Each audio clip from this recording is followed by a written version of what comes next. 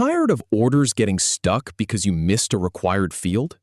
Learn the exact 9-step process to create orders in Salesforce without errors. We'll walk through each field step by step, from the Order tab to the final Save button. Follow along to get it right every time. Click the Order tab to open the Orders list.